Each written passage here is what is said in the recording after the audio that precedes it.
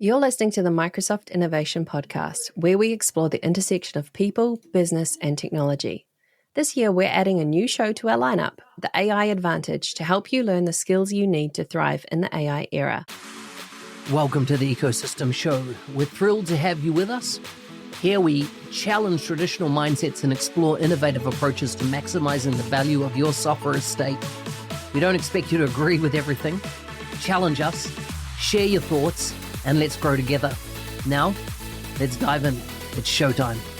What's up, everyone? Yeah, it's been a bit of a wild couple of weeks, actually. But a couple of us have just gotten back from Hamburg amongst the crazy things that went down there. So we had the ColorCloud event, which was freaking awesome. So I'd like to give a shout out to Mats and his team, because in my opinion, they smashed it, right? Like, I think this is going to be one of the three big conferences, or the three different conferences you're going to want to do next year. Right? Nice. I think they absolutely killed it. And then, ColorCloud, they're also experiencing the sophistication of German riots, which was weird. I don't know how else to explain this, man. Like, sitting in a coffee shop and it's like, okay, bunch of people going shopping, and then we'll have a casual riot and then go back to shopping. It was odd. Anyway, a bunch of armed guards and stuff. So it's been a pretty wild week, I guess. How are you guys? Well, so Chris was still in Hamburg when this event that he's describing occurs. Obviously, I had left. But it reminds me, hearing him talk about this reminds me, for those of you who are trying to time this, we're recording less than 2 days after the massive power outage in Spain, Portugal, Andorra, and southern France, right? So for those of you who were not up on the news on this, 100% of the power went out in these regions, right? So I had family and friends from outside around the world texting me, "Are you affected?" And I'm like, dude, 100% of the people here are affected. Nobody is unaffected by this. There is no power. And this went on from probably around 12:30 in the afternoon to, I think we got our power back around maybe 8:30 or 9 o'clock at night in our neighborhood in Valencia. But one of the things that really amused me about this, now, first of all, I should say that in a way it was scary, because, we barely had, you had to kind of walk around and try to find a good cell signal, and you could maybe get some news. I was pretty much living off of texts from Donna Sarkar, far, far away from me, telling me what was happening in the country that I live in. But later I read the New York Times, and the New York Times talked about there was chaos, and there were long lines at the ATMs, and it was just madness. And my experience of this is that when the Spanish experience a catastrophic power outage, you know what they do? They go out for lunch and drinks. Yes. So the whole of Valencia was packed with people just sitting on terraces, eating cold food, unless the restaurant had a gas stove, right?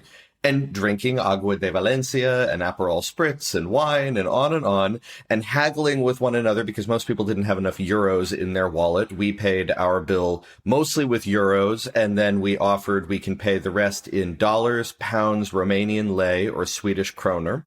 And they were totally cool with this, right? So wow. My experience here is that at least the Spanish people, and at least in Valencia, are the coolest weatherers of catastrophic power outages in the world. We just all went drinking, and it was a great day. That's hilarious. Yeah. Because it was just a day.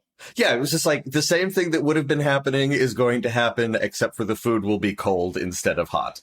But if it was 2 days or 3 days, nobody's got food in their home, including ourselves. Nobody has like any sort of cash. It's like, this experience has turned me into a bit of a hoarder, though. Like, I spent all of my euros, and then yesterday I went to the ATM, and instead of taking €100 out to replenish my wallet, I took €200 out, replenished my wallet, and stuck €100 in my suitcase just in case. And I'll do this every month for the next several months, just in case. Yeah, and you'll not have an experience for another 5 years like this now. Right. Exactly. Yeah. Exactly. Guys, I just have to tell you this. In South Africa, this power outage, we call it load shedding, right? Yeah. And they literally go without power for like days and days and days at a time. Wow. Everyone's got Jenny. So Andrew, my advice to you, bro, get a generator, man, and just like get one of those portable ones and a can of gas and run around with it on your back, and then you can just like fire up your laptop with.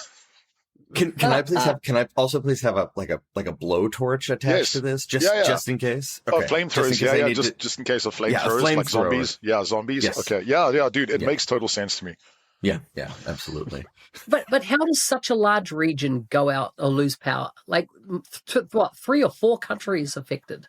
So I haven't read the news today, right? Like, I think that they're still researching this, but the theories that have been floated are that, there was some sort of electric, fault in the European power grid. Another theory, of course, I think that you have to at least investigate the possibility of cyber attack, yes, especially given the fact that Spain is, I believe, NATO's lowest defense budget member. So, I don't want to pontificate about the politics of this, but I feel like if anyone were going to test NATO's resolve to defend members with low military budgets, a cyber attack on Spain might be something that they would consider. So I think that they have to consider that. Anna read a really interesting theory on this yesterday. That Anna, take it away. What did you find? Yeah. So the theory was, even though it was proclaimed as the cause, from this expert who's saying that Spain has enhanced their green energy supply and farms and everything over the winter and after the floods and stuff.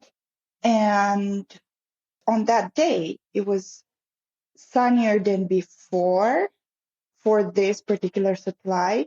And the network accumulated so much energy that when it was pumped into the network, it couldn't handle it. Like their contingency rules were simply not high enough, which caused the whole network to go into overload, and which caused some of the nodes to stop, which caused most of the nodes to stop. And because all of the electrical grid is kind of connected, this is what happened. So even though they immediately increased those limits, or got rid of the extra energy, the butterfly effect was about 24 hours. Basically, we needed a really big surge protector for the whole country. And we, they just don't make them. They just don't make them that way, I guess. But it's a theory. It makes sense. Yeah. It comes with a lot of logical arguments and technical details that I wouldn't know how to tell you, because it tells you exactly how these systems work, and that it's much easier to actually stop them, pause them, than get them to move faster, to include all of that energy that was produced yesterday. I guess unless there are sufficient studies and the limits are set high enough, I'm imagining we'll have the same issue in July, right? But of course, everybody's studying this so that it doesn't happen. That's why I'm putting money in my suitcase. It's crazy. Correct. Anyway. What's been going on? So since you've obviously been to Cloud Conference, you launched the Center for Trustworthy AI, the Bravos Forum. I heard that Chris has got a new job. Where are you working nowadays, Chris? So now it is official. I'm with Cloud Lighthouse and ANS. So I'm splitting my time now, which is very cool. Awesome, man. I get to do the fun things and then the other things. No, to be fair, it's been interesting, but I think what it gives me is a very interesting perspective on, number one, the wider audience that we deal with at Cloud Lighthouse, because it is much wider and it is much more vast and it is much more deep. And then the kind of state of play in the UK from an MSP perspective, so what it is that people are actually thinking, and being extremely close to the customers, which I like, right? I've worked something out in the last sort of 3 years. I am very much about being on the ground. I love being in front of customers, and I love trying to figure stuff out. And I think that's it's quite an interesting mix, you know. But yeah, it's been pretty awesome. So I'm very, very finally happy to have this official. I will tell you that now because it's been too long. Nice. We are too, Chris, especially me. You know, Chris was the first person outside, you know, apart from Anna that I ever even discussed starting Cloud Lighthouse with. And then, you know, it all sort of went from there because Chris, I talked with him, and then later that day we were together. It was that evening. We had gone out for drinks. We decided let's call Mark Smith. So we called Mark Smith, and that's how this all kind of took off. But and then he went to bed. And then I went to bed. You had a naplet. No, I had a nighttime nap. I had an all-night nap. A naplet. Yes, it's when you take some time to have a sweet little sleep wherever you are. You can be anywhere, dude. Like on a bench, on a chair, in a bed. It doesn't matter. And you know that's a naplet, bro. So you did that, and it was very sweet.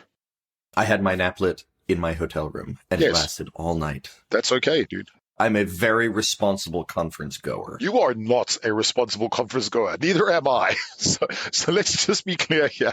I mean, to be fair, in Vegas at Power Platform Conference last year, I was an incredibly responsible conference goer. I was in bed almost every night by 10 o'clock, 11 o'clock. I was up. I did the thing. I didn't drink too much. And then the day after the conference, I had a stroke on an airplane. So what I think the lesson here is that, you know, you only live once. So I was going to say, Mark and I were extremely responsible in Vegas. Extremely responsible. Yeah. Amazingly so. We were so responsible. Have you had a chance to look at the schedule for Build? No, but I have some insight into what is going on. Tell us what do you know?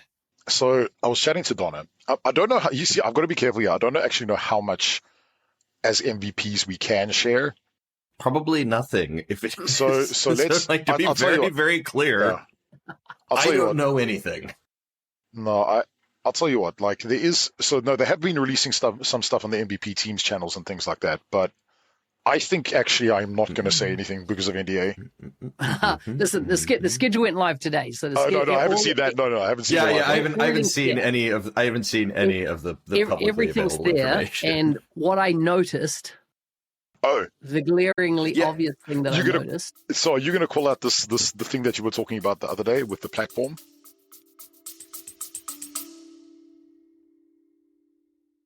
Dynamics Minds is one event you don't want to miss. Microsoft product managers and industry leaders from all over the world converge in Slovenia to explore the latest in Dynamics 365, the Power Platform, and Copilot. Expect 3 days of in-person community connection, trailblazing insights, and a location sure to inspire our creativity. Early bird tickets are on sale now, and podcast listeners get 10% off by registering via the link in the show notes. Hope to see you there. Mark is going to answer his own question. So, Mark, what have you? Do you want me to say it in the Kiwi voice or just go for it, man. Go for it. No. What have you seen about Build? What are you thinking? There was obviously a massive emphasis on AI. Yes.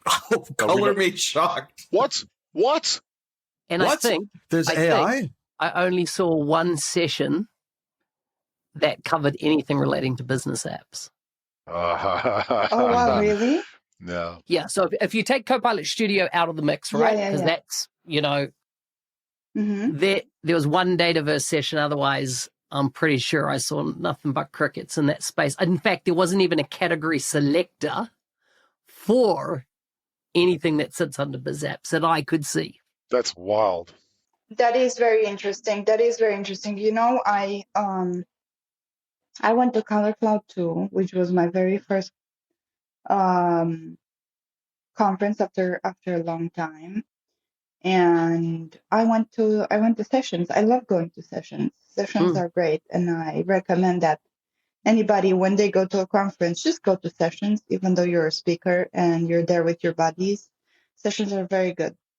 You know, I learned something that I didn't know about how to, you know, generate some content with AI and how AI has evolved.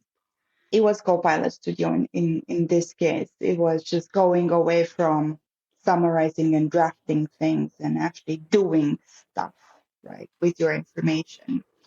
And whilst that was really, really interesting, what was interesting to me was just how easy it is to lose track of how many things are happening with AI. And whilst the speaker was presenting that, somebody else in the audience were like, oh, and by the way, there's this new tool that came out that actually judges how good your prompt is. That was, and it's on the App Store, on the Microsoft App Store. And it was so interesting because the speaker were like, oh, okay, interesting. Let's have a look. And her prompt was actually very good, like 90%, rated 90%. So clearly she had experience. But what I'm trying to say is that there are so many things going on right now and coming up that how do people even select what they want to learn next, or where to go, or how not to fall behind. And your hint with, by the way, there are no more these apps sessions that build, means people stop it with rewriting business rules into JavaScript and crap like that. Just look at what's important. Start really learning what the world is about right now, because you will lose your job. Somebody will come and build those things properly after they've seen the sessions at Build or like at conferences or whatever. And that doesn't mean that AI took your job. It means that you were not good enough to keep it. I'm sorry, I don't know how else to say it. I agree. I totally agree. And there's a couple of things that I've seen in the last week, right, that totally support this thesis. And if you're a longtime listener, this is not the first time you've heard us talking about this. I feel like we could not have a larger megaphone to tell business apps folks that the world has moved on from what it is you do, and you need to move on with it if you want to, stay in this space. So, one thing that I saw last week was at the promptathon that Chris and others hosted at ColorCloud on the Thursday, was the winning team built an entire app without actually doing any app development. They just, and Chris, keep me honest on this if I'm wrong, right? But they built an entire app using prompts, right? With AI actually building the app, right? Which I think was it's still very early days for that capability and for that technology, but I think it is certainly a sign of things to come. Also, last week I had a chat with a friend of mine who is the CEO of a Microsoft partner. It is a sizable Microsoft partner, not just one sitting in a single country. He's one of the, I think, the more forward-thinking leaders within the Microsoft space and within business apps in particular. The company that he leads is really very much associated with Dynamics, and that's their historical legacy. And he was telling me, listen, it is time to move on. Dynamics and business apps, the old world is dying, and he is very, very proactively trying to move his company into this new world. So I just think that look at the build schedule. Look at what Chris and company did at the Promptathon last week. Listen to my CEO friend and listen to the Ecosystems podcast. We could not be telling you more clearly that, Mark, can we get a what's dead? What's dead? Oh, I don't want to say it, right? As in, I don't want to say it. But here's the thing.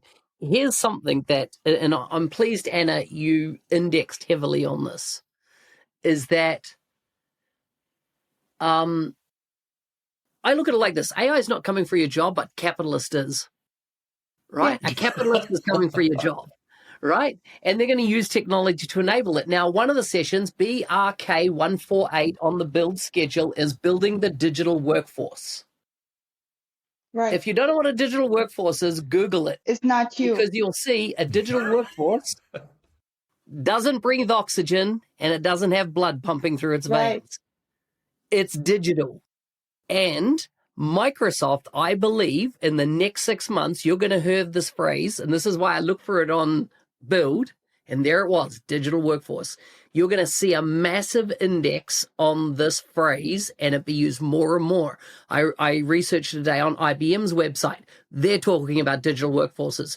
Google are talking about digital workforces. Are you sure IBM didn't call it the Watson workforce? No, that is digital workforce, right? And so what's becoming very clear is that I think the big tech companies are maybe not going to shy away from it's going after jobs like never before. And one of the stories I've heard behind it, there's a lot of smart people and businesses that leave because they get sick of, and this actually came out of the IBM report that I read, they get sick of the drudge work that they do and non-innovative work. And so the whole idea is that if you can have a digital worker take over the drudge work, you're more likely to keep these employees, as in that are, higher value to the organization. Now, the second thing that I came across today was a post that Meg shared on LinkedIn from a lady called Senad Bovell.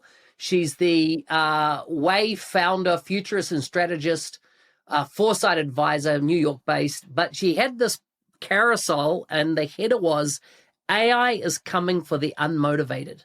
Oh, beautiful. And I'm like, yes. That is gold, right? That is when I read it, it just kind of so resonated with me strongly. Yeah. Is that people are taking AI as like, oh yeah, I'm not really into it, or yeah, I've done a few prompts. But I tell you, I've been indexing heavily on the O3 model from ChatGPT of late.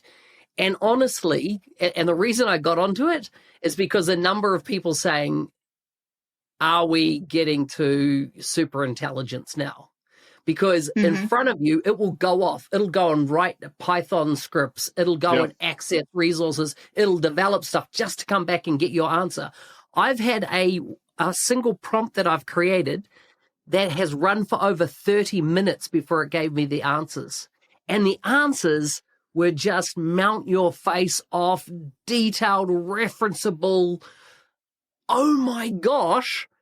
And the thing is that I think there's so many people probably haven't even looked at the O3 model, not doing it, not drilling into its capabilities and what it can do to really enhance. I feel like in the last 2 weeks, I have been probably 3 to 4 times more efficient and productive in what I can do because of using these really advanced features now in AI models. And Satya had this quote that I heard that came from, he was presenting in Italy, that says, you cannot get fit by watching somebody else work out in the gym. No. And I think it's so applies to AI. I've got to bail. So that is a good point. I'm going to put something on LinkedIn about that, but AI is coming for the unmotivated. So thank you. I'm stealing that. I love it.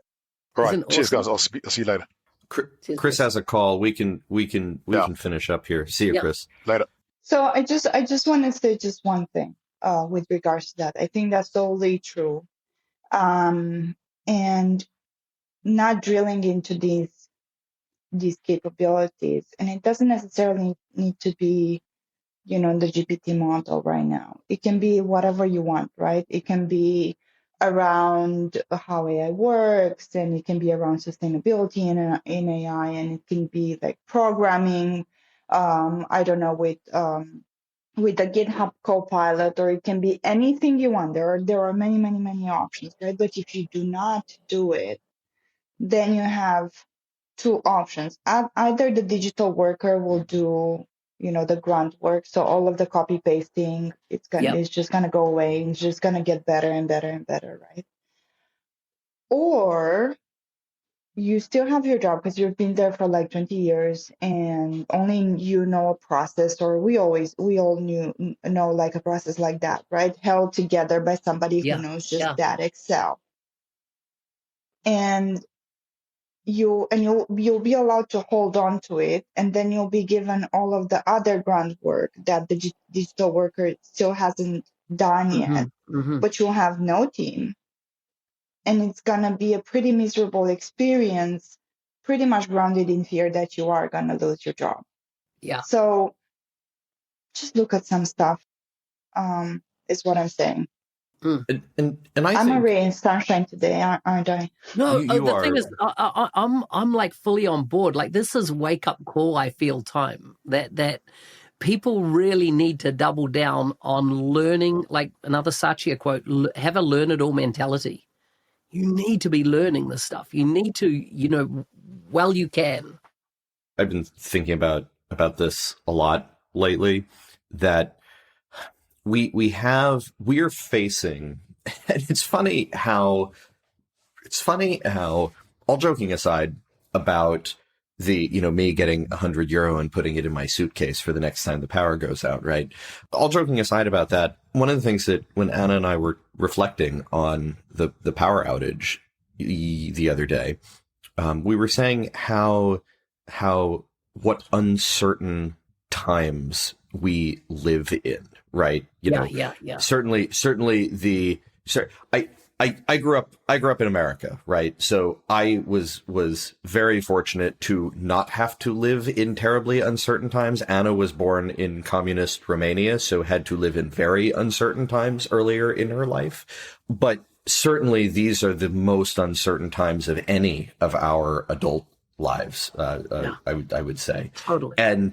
And one of the things that I am observing across so many contexts, right, across work and AI and what people need to learn or what organizations need to become and what nations need to do, not even apart from AI, what Europe needs to do in order to be self-sufficient and able to defend itself, what Democrats in America need to do in order to, reclaim part of the electorate that they've lost, right? Like across the world and in so many different contexts, I think that we are right now suffering from a lack of tragic imagination, from a lack of honesty with ourselves and with others about the enormity of the challenges and the tasks that we face, right? So when, at least, for me, and I think I speak for all of us, when we're on this show or when we're at a conference or when we're in any sort of space where we are advising technologists, advising our peers throughout the industry as to where they need to go in order to survive and thrive, when I'm advising clients and working with clients and really giving them some tough love on what you are doing is a road to failure, right? The world needs right now, I think, a combination of tragic imagination and ingenuity in order to survive and thrive. So we're not cheering for the demise of any particular industry or discipline or set of knowledge or on and it goes. We are simply, in my opinion, trying to recognize and be forthright about the enormity of the challenges we face and the enormity of the effort required. You have to be motivated. AI is coming for the unmotivated. Yeah. About that, I have another story if we've got time. We've got time. If not. So we were in Brasov, looking at an office. And right in the city center, so we were just in a co-working space, was looking for an office. And I had to translate some legal documents for some procedures that we have to do in the EU. Mm-hmm. So I go to this translator's office and I go in and there's just one guy in the huge, massive office right in the center of town with like mahogany desks and like files neatly stored. And, that sort of situation, I sit down and I give him, my documents. And I was like, oh, you're not very busy today. He's like, I assume it's after Easter. He's like, wrong. People just don't want to come to work anymore. And also most organizations we had, an agreement with, they all want automatic translations, and we just correct them, which means, half the money and like double the work to make sure everything's right. And right now there's AI as well that can potentially do some of those corrections as well, probably. So what we're really dealing here is information communism. I'm like, okay, interesting concept. What do you mean?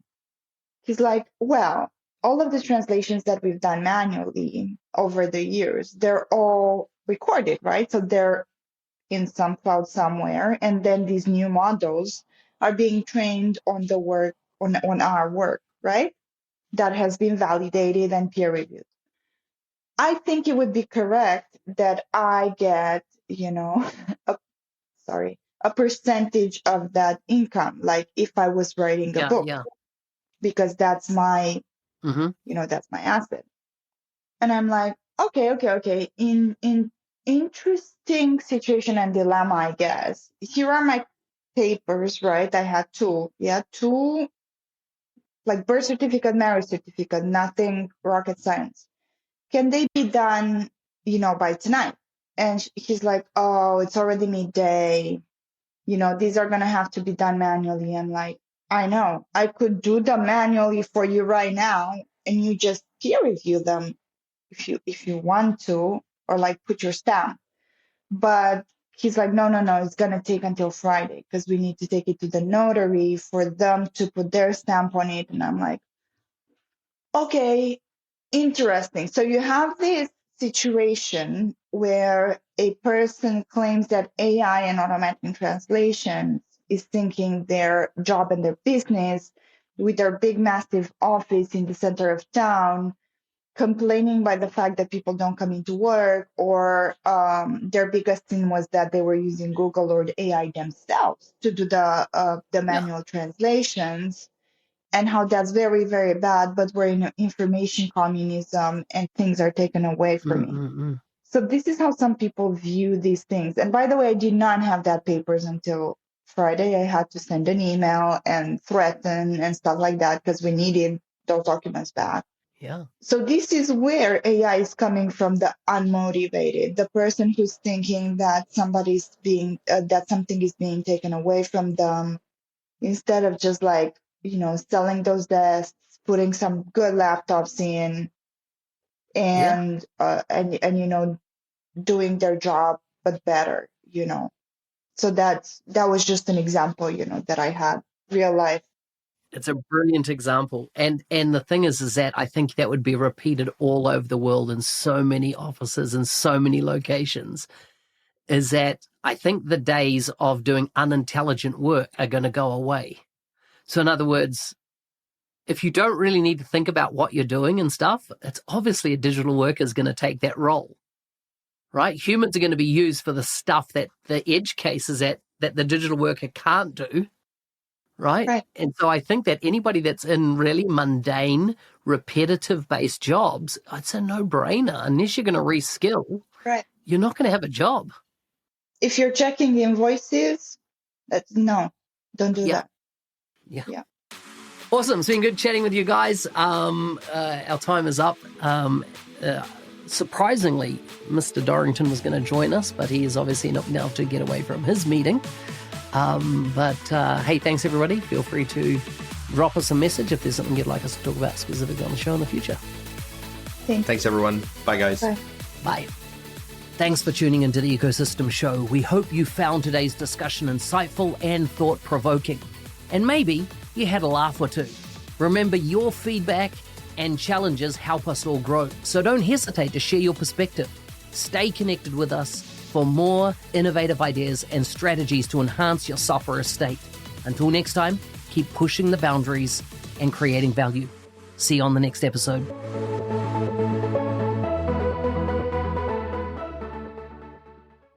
Are you ready to accelerate your career in the Microsoft ecosystem? The 90-Day Mentoring Challenge, created by Mark Smith, is your opportunity to create a personalized pathway to success. Join over 1,200 alumni from more than 70 countries who have achieved remarkable results, from promotions to new job opportunities. Take it from Nathan, who said, since completing the 90-Day Mentoring Challenge, I've become an MVP in business applications and doubled my income. Or from Parvez, who shares, I've never felt as inspired or energized about my career as I do now. Sign up at arcor.nz365guide.com. You can find the link in the show notes. And if you use the code podcast, you'll get 10% off.